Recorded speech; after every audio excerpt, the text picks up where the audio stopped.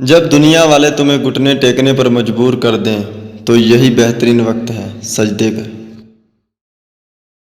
عشق حقیقی ہو یا مزاجی، دونوں میں شرک کی گنجائش نہیں ہوتی۔ اکیلے ہونے کی سب سے اچھی بات یہ ہے جب تم پریشان ہوتے ہو تو تمہیں سننے والا صرف اللہ ہوتا ہے۔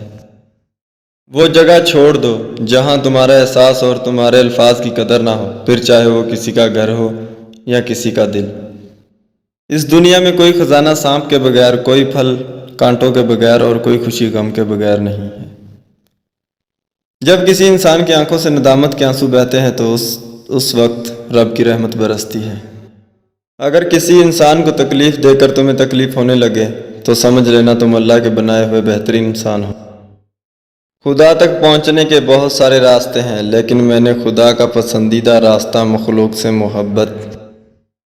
مولانا رومی رحمۃ اللہ علیہ سے کسی نے پوچھا زہر کیا ہے؟ فرمایا کہ ہر وہ چیز جو ہماری ضروریت سے زیادہ ہو زہر ہے، جسے بیوقوف اقدار، دولت، بھوک، لالچ، محبت اور نفرت۔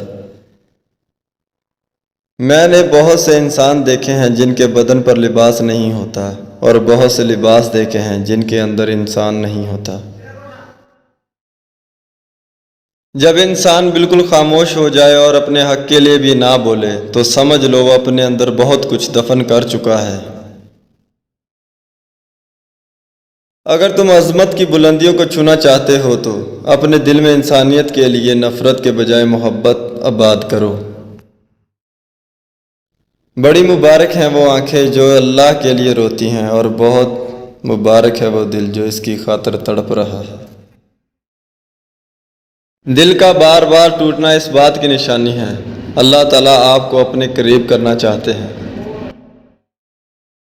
بس دعاؤں کا سلسلہ نہ روکے۔ شریف آدمی وہ ہے اگر کوئی اسے تکلیف پہنچائے تو وہ سنجیدہ نہ